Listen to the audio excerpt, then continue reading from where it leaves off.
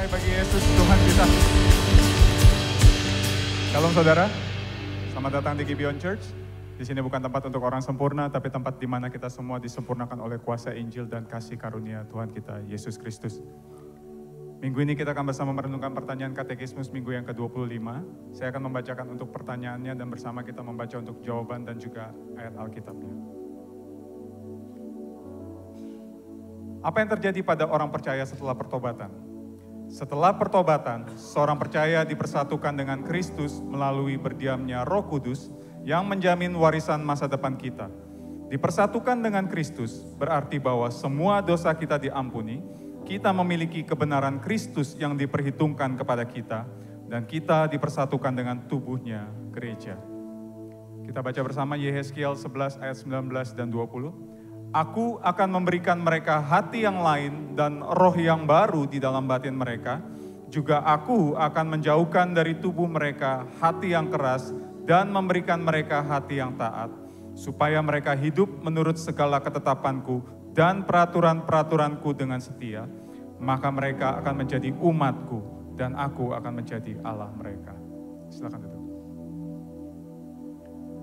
Saudara, dosa telah memisahkan kita dari Allah yang kudus. Firman Tuhan dengan jelas mengatakan betapa seriusnya dosa. Yaitu bahwa dosa bukan sekedar pelanggaran moral, tetapi kematian rohani yang membuat kita tidak mampu untuk merespon kehendak Allah. Pikiran kita, hati kita, kehendak kita cenderung kepada hal-hal yang justru bertentangan dengan kehendaknya. Di dalam kondisi kita yang mati rohani dan tanpa harapan itu, satu-satunya hal yang pasti yang seharusnya kita terima adalah kematian yang kekal di neraka selamanya. Itulah yang seharusnya menjadi bagian setiap kita. Akan tetapi Allah karena kasih karunia dan belas kasihannya yang begitu besar, Dia menebus kita melalui anaknya yang tunggal, Yesus Kristus. Firman Tuhan dengan jelas mengatakan bahwa Allah menunjukkan kasih-Nya kepada kita oleh karena Kristus telah mati untuk kita ketika kita masih berdosa. Saat kita tidak mencari Dia, Dia justru turun ke dunia ini mencari kita.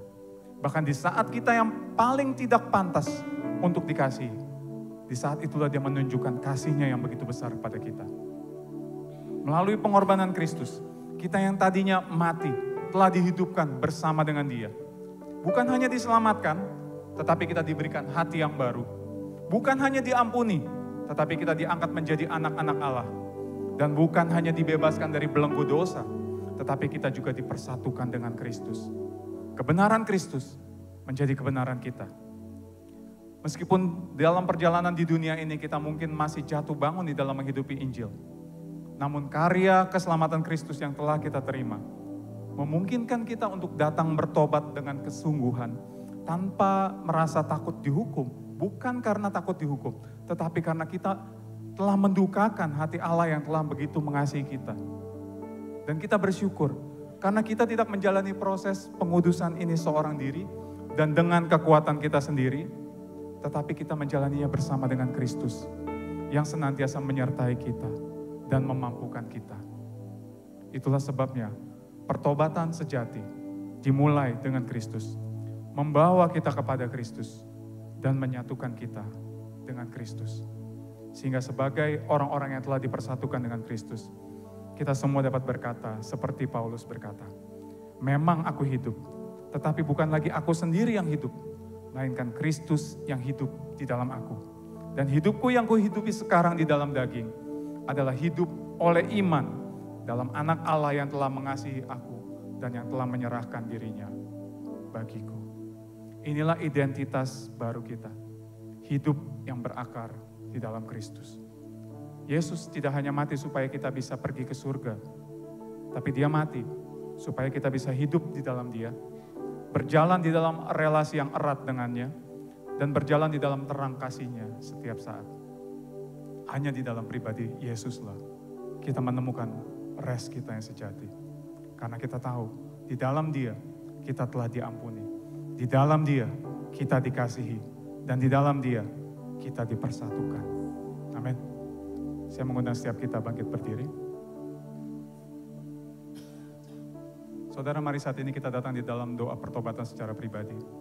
Karena mungkin kita sebagai penerima kasih karunia itu terkadang masih ragu akan kasih Tuhan bagi kita.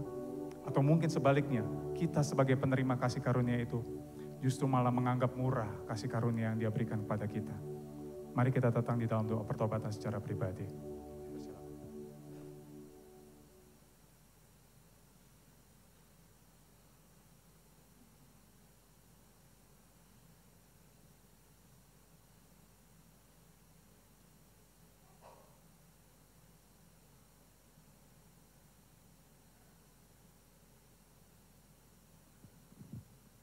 Kami bersyukur untuk kasih karunia-Mu ya Tuhan yang Kau nyatakan kepada kami ya Tuhan. Terima kasih Tuhan karena orang berdosa ini boleh diselamatkan ya Tuhan. Dan kami boleh memiliki persekutuan yang kekal bersama dengan Allah Tritunggal. Saat ini kami datang kepadamu memohon ampun ya Tuhan. Ampuni kami yang terkadang menganggap murah kasih karunia-Mu ya Tuhan. Dengan tetap hidup semau kami. Dan juga mungkin ampuni kami yang masih ragu akan kasih-Mu kepada kami. Ketika mungkin keadaan tidak berjalan seperti harapan kami, ampuni kami Tuhan. Ya Allah Roh Kudus tolong kami untuk terus disempurnakan, menjadi semakin serupa dengan pribadi Yesus Kristus. Terima kasih ya Tuhan. Demi nama Yesus Kristus kami berdoa dan mengucap syukur. Amin.